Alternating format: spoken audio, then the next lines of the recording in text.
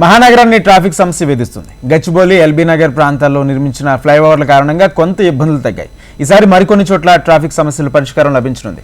నగరంలో ఫ్లైఓవర్లు, అండర్ పాస్లు నిర్మించడంతో పాటు పలు చోట్ల రోడ్లు విస్తరించడానికి ప్రణాళికలు రూపొందిస్తుంది ప్రభుత్వం. హైదరాబాద్ వేగంగా పెరుగుతోంది. వాహనాలు కూడా భారీగా పెరుగుతున్నాయి. దీంతో హైదరాబాద్లో ట్రాఫిక్ జామ్ పెరుగుతోంది. రోడ్లు చిన్నగా ఉండడం, తిరిగే వాహనాలు ఎక్కువగా ఉండడంతో ప్రజలు తీవ్ర ఇబ్బందులు పడుతున్నారు. అందుకే ప్రభుత్వం రోడ్డు వెడల్పు చేయడంతో పాటు ఫ్లైఓవర్లు నిర్మించడానికి ప్లాన్ చేస్తుంది. మొదటి దశలో 3,500 కోట్ల వ్యయంతో కేబీఆర్ పార్క్ చుట్టూ ఫ్లైఓవర్ నిర్మించబోతున్నారు. రెండో దశలో కూకట్పల్లి, మియాపూర్, షేర్లింగంపల్లి, ఖైరతాబాద్, అబిడ్స్, కోటి ప్రాంతాలపై దృష్టి సారించనున్నారు. సికింద్రాబాద్లో ట్రాఫిక్ నియంత్రణకు నివేదిక ఇవ్వాలని సీఎం అధికారులను ఆదేశించారు. టోలీ చౌకీ నుంచి నానల్ నగర్ చౌరస్తా మీదుగా లంగర్ హౌస్ కి కిలోమీటర్ పొడవున అండర్ పాస్ నిర్మించున్నారు.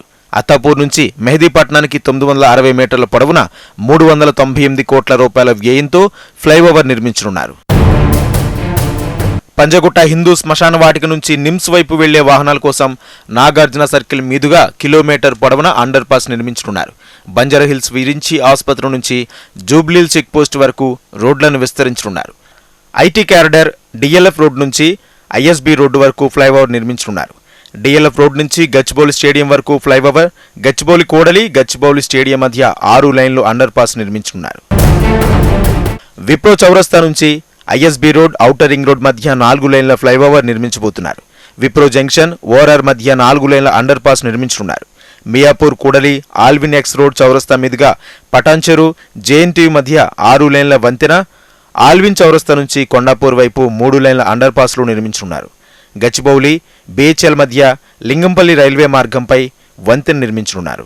రాజధానిలో చూసుకున్నట్టయితే ట్రాఫిక్ సమస్య వేధిస్తుందనే చెప్పాలి. అయితే హైదరాబాద్లో కాలు బయట పెట్టాలంటే చాలు వాహనదారులు ఎంతో భయపడుతుంటారు. అలాంటిది ఇప్పుడు రాష్ట్ర ప్రభుత్వం అయితే ఈ ట్రాఫిక్ సమస్యపై అయితే ఒక నిర్ణయం తీసుకుందనే చెప్పాలి. కొన్ని ప్రాంతాలలో చేసుకున్నట్టయితే పై వంతెనలు వేస్తూ ఉన్నారు. సో కొన్ని ఏరియాస్లో మనం చూసుకున్నట్టయితే ముసాపేట్, బాల్నగర్, కుకట్పల్లి, మియాపూర్, షేరింగపల్లి, హైటెక్ సిటీతో పాటు పాత బస్తీలో భాగమైన మెహదీపట్నం, నానల్ నగర్, మహమ్మదియా లెన్స్, లంగర్ హౌస్, అత్తాపూర్, కాటేదాన్, ఆరంగర్ చౌరస్తా, శాస్త్రీపురం ఇతర ప్రాంతాలకు హెచ్సిటీతో ట్రాఫిక్ సమస్యలు తీరనన్నాయి. ఇవే కాకుండా ఆరంగర్ నుంచి జూపార్ వరకు నిర్ణయించిన పైవంతెన కూడా ప్రారంభమైంది. అయితే కేపీఆర్ పార్క్ చుట్టూ నిర్మించినంతలో పైవంతెనలకు ఇతరత్ర కలిపి 3,500 కోట్ల పనులు కూడా ప్రారంభోత్సవం శంకుస్థాపనలు ఉన్నట్టు జిహెచ్ఎంసీ ఇంజనీర్లు వెల్లడించారు. 150 కోట్లతో చేపట్టిన కుడల సుందరీకరణ, ఇంకా 16 కోట్లతో నిర్మించిన వరదనీటి భూగర్భ జలాశయాలు కూడా ప్రారంభోత్సవం ఉందన్నారు. అయితే హైదరాబాద్లో చూసుకున్నట్టయితే మనకు ఎప్పుడు నిత్యం ట్రాఫికే కనిపిస్తూ ఉంటుంది. అలాంటిది ఇప్పుడు నెక్స్ట్ ఈ పైవంతెనలు వేయడంతో మాత్రం ట్రాఫిక్ సమస్య తీరే అవకాశాలు కూడా కనిపిస్తున్నాయి. మనకైతే హైదరాబాద్లో ఉదయం టైంలో ఇంకా సాయంత్రం టైంలో చూసుకున్నట్టయితే మరి మనకు విపరీతంగా ట్రాఫిక్ కనిపిస్తుంటుంది. ఓ వైపు ఆఫీసుల టైము, ఓ వైపు స్కూల్ టైం, కాలేజ్ల టైంతో.